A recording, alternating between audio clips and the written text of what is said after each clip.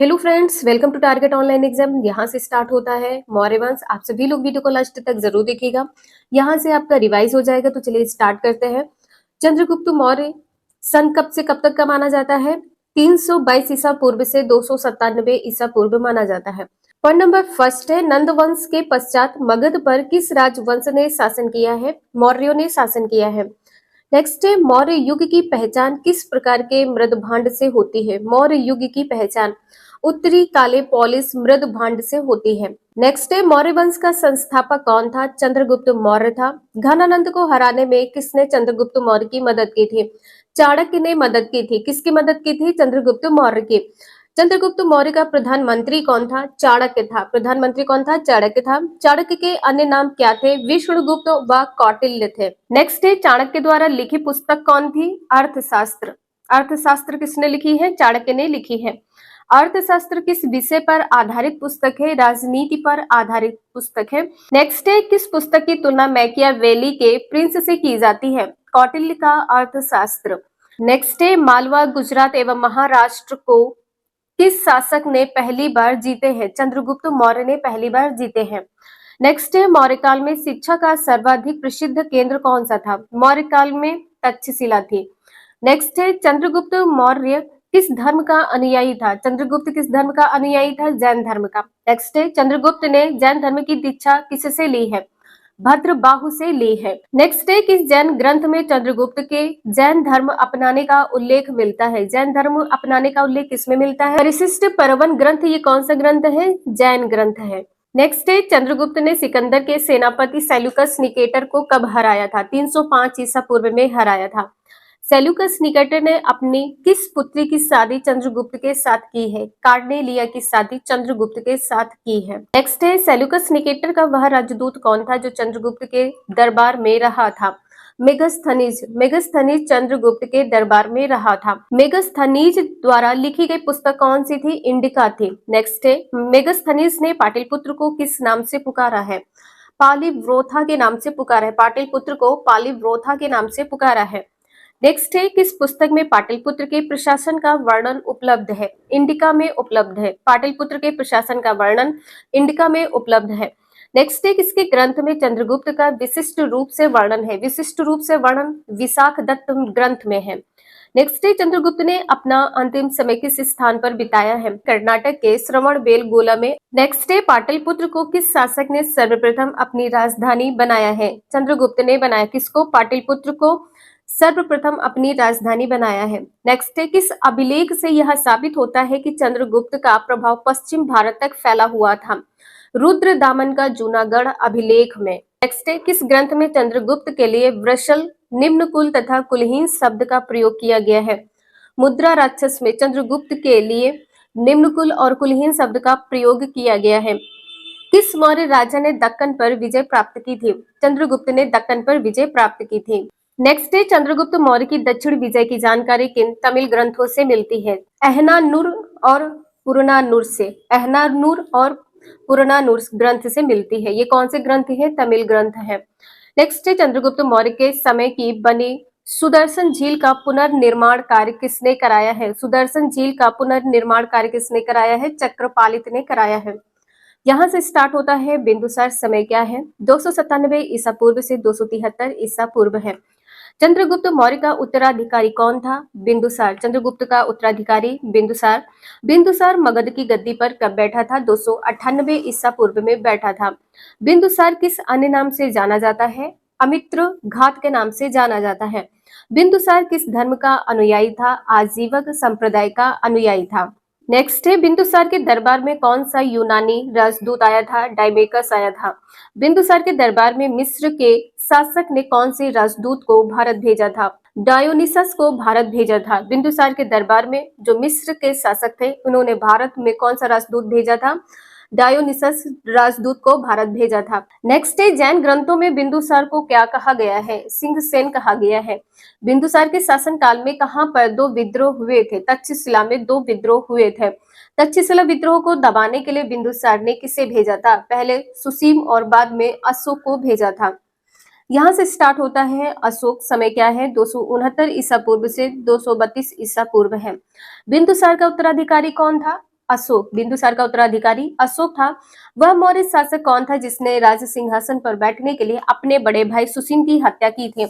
अपने बड़े भाई सुसीम की हत्या किसने की थी? अशोक ने की थी। अशोक मगध की राजगद्दी पर कब बैठा है? 269 ईसा पूर्व में बैठा था। नेक्स्ट है, राजगद्दी पर बैठने के समय अशोक कहाँ का राज्यपाल था? अवंती का राज्यपाल था। किस अभिलेख में अशोक का नाम अशोक मिलता है? मास्की एवं गुर्जरा अभिलेख में अशोक का नाम अशोक मिलता है। नेक्स्ट है, भारत में शिलालेख का प्रचलन सर्वप्रथम किसने किया है? शिलालेख का प्रचलन सर्वप्रथम अशोक ने किया है। पुराणों में अशोक को क्या कहा गया है? अशोक वर्धन कहा गया है। पुराणों में अशोक वर्धन कहा गया है। आधिकारिक सम्राट अशोक का किस नाम से उल्लेख है? प्रियदर्शी के नाम से उल्लेख है। आधिकारिक सम्राट अशोक का नाम प्रियदर्शी के नाम से उल्लेखित है। नेक्स्ट है, सम्राट अशोक का राष्ट्रीय उपाधि थी देव नाम प्रिया। राष्ट्रीय उपाधि क्या थी? देव नाम प्रिया। नेक्स्ट है, अशोक ने कलिंग पर कब आक्रमण किया है? 261 ईसा पूर्व में कलिंग पर अशोक ने आक्रमण किया है। आक्रमण के समय कलिंग की राजधानी क्या थी? तोसली थी। तोसल। प्राचीन काल में कलिंग का महान शासक कौन था? कलिंग का महान शासक खारवेल था। नेक्स्ट है, कौन सा अभिलेख कलिंग नरेश खारवेल से संबंधित है? हाथी गुफा। नेक्स्ट है, कलिंग विजय के उपरांत अशोक महान ने किस धर्म को अंगीकार कर लिया था? बौद्ध धर्म को। नेक्स्ट है, अशोक ने किस बौद्ध भिक्षु से बौद्ध धर्म की दीक्षा ली है? उपगुप्त से।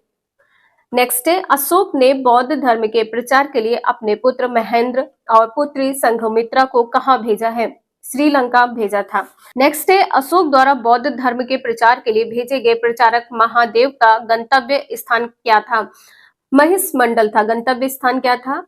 महिषमंडल। नेक्स्ट है, अशोक द्वारा बौद्ध धर्म के प्रचार के लिए महारक्षित को कहाँ भेजा गया था? महारक्षित को यवन राज्य भेजा गया था। अशोक द्वारा बौद्ध धर्म के प्रचार के लिए धर्मरक्षित को कहाँ भेजा गया था? अपरांतक भेजा गया था। महारक्षित को यवन राज्य, धर्मरक्षित को अपरांतक भेजा गया था। नेक्स्ट है, अशोक द्वारा बौद्ध धर्म के प्रचार के लिए हिमालय प्रदेश में किसे भेजा गया है? मज्जिम को भेजा गया है। नेक्स्ट है, अशोक ने बौद्ध धर्म के प्रचार के लिए महाराष्ट्र में किसे भेजा है? महाराष्ट्र में किसे भेजा है? महाधर्म रक्षित को भेजा है। नेक्स्ट है, अशोक ने बौद्ध धर्म के प्रचार के लिए सुवर्ण भूमि में किसे भेजा है? सुवर्ण भूमि में किसे भेजा है? सोन और उत्तरा को भेजा है। मिस्र के राजा फिलाडेल्फस ने अशोक के दरबार में किसे भेजा है? मिस्र के राजा फिलाडेल्फस ने अशोक के दरबार में डायनिसियस को भेजा है। नेक्स्ट है, अशोक के अभिलेखों में किस लिपि का प्रयोग हुआ है? ब्राह्मी लिपि, खरोष्टी लिपि, ग्रीक, अरमाइक। इंपॉर्टेंट पॉइंट है। नेक्स्ट है, ग्रीक एवं अरमाइक लिपि का अभिलेख कहाँ से प्राप्त हुआ है? अफगानिस्तान से। खरोष्टी लिपि के अभिलेख कहाँ से प्राप्त हुए हैं? उत्तर पश्चिम पाकिस्तान से प्राप्त हुए हैं। अशोक के शिलालेख पढ़ने में सबसे पहली सफलता किससे मिली है? जेम्स प्रिंसेप को मिली है। अशोक के शिलालेख सबसे पहले किसने पढ़े? जेम्स प्रिंसेप ने पढ़े हैं। नेक्स्ट है, सारनाथ स्तंभ लेख की खोज सन 1905 ईस्वी में किसने की है? ओटायल ने की है। नेक्स्ट है, अशोक के किस शिलालेख अभिलेख में पशु बलि की निंदा की गई है? पहले शिलालेख में पशु बलि की निंदा की गई है। नेक्स्ट है, किस अभिलेख में अशोक के तीर्थ यात्राओं का उल्लेख किया गया है? 7वें एवं 8वें शिलालेख में अशोक की तीर्थ यात्राओं का उल्लेख 7वें 8वें अभिलेख में किया गया है। किस शिलालेख में कलिंग युद्ध का वर्णन एवं अशोक के हृदय परिवर्तन की बात की गई है? 13वें शिलालेख में। अशोक के स्तंभ लेख किस लिपि में है? स्तंभ लेख किस लिपि में है? ब्राह्मी लिपि में है। कौशाम्बी अभिलेख को क्या कहा जाता है? रानी का अभिलेख कहा जाता है। किस स्तंभ में अशोक ने स्वयं को मगध का सम्राट बताया है? भाब्रू स्तंभ में। भाब्रू स्तंभ में अशोक ने स्वयं को मगध का सम्राट बताया है। उत्तराखंड में अशोक का शिलालेख कहाँ पर स्थित है? कालसी में स्थित है। सांची का स्तूप किसने बनवाया है? अशोक ने। सर्वप्रथम भारतवर्ष का जिक्र किस अभिलेख में किया गया है? हाथी गुफा अभिलेख में किया गया है। हाथी गुफा अभिलेख में भारतवर्ष का जिक्र किया गया है। दुर्भिक्ष की जानकारी किस अभिलेख से मिलती है? सोहगौरा अभिलेख में मिलती है। दुर्भिक्ष की जानकारी सोहगौरा अभिलेख से मिलती है। नेक्स्ट है, सती प्रथा का पहला लिखित साक्ष्य किस अभिलेख से प्राप्त होता है? एरण अभिलेख, शासक भानुगुप्त का। सर्वप्रथम भारत पर होने वाले हूण आक्रमण की जानकारी किस अभिलेख से मिलती है? भीतरी स्तंभ अभिलेख से मिलती है। नेक्स्ट है, रेशम बुनकर की श्रेणियों की जानकारी किस अभिलेख से प्राप्त होती है? मंदसौर अभिलेख से प्राप्त होती है। नेक्स्ट है, अशोक का सबसे छोटा स्तंभ लेख कौन सा है? रुम्मीदेई है। सबसे छोटा स्तंभ रुम्मीदेई है। अशोक का कौन सा अभिलेख सबसे लंबा है? 7वां अभिलेख सबसे लंबा है। नेक्स्ट है, अशोक का कौन सा अभिलेख ग्रीक एवं अरमाइक भाषाओं में प्राप्त हुआ है? शार ए कुना कंदहार अभिलेख है। शार ए कुना, इसे क्या कहेंगे? कंदहार अभिलेख। नेक्स्ट है, अशोक के कौन से शिलालेख संगम राज्य के बारे में बताते हैं? संगम राज्य के बारे में कौन से अभिलेख बताते हैं? दूसरा और 13वां। नेक्स्ट है, किस अभिलेख में चंद्रगुप्त मौर्य और अशोक दोनों का उल्लेख किया गया है? महाक्षत्रप रुद्र दमन का जूनागढ़ अभिलेख में। नेक्स्ट है, श्रीनगर की स्थापना किस मौर्य शासक ने की है? अशोक ने की है। श्रीनगर की स्थापना किसने की है? अशोक ने। कौन से शासक है? मौर्य शासक है। नेक्स्ट है, अशोक के काल में कौन सी लिपि दक्षिण भारत में प्रवर्तित थे? ब्राह्मी। नेक्स्ट है, किस स्थान से अशोक के स्तंभ के लिए पत्थर लाया जाता था? नेक्स्ट है, मौर्य साम्राज्य में प्रचलित मुद्रा कौन सी थी? पर्ण थी। मुद्रा कौन सी थी? पर्ण थी। मौर्य वंश का अंतिम शासक कौन था? वृहद्रथ था। वृहद्रथ की हत्या उसके सेनापति पुष्यमित्र शुंग ने की थी। कब की थी? 185 ईसा पूर्व में की थी। नेक्स्ट है, किस श्रीलंकाई शासक ने अपने आप को मौर्य सम्राट अशोक के आदर्शों के अनुरूप ढालने की कोशिश की है? तिस्य ने ढालने की कोशिश की है।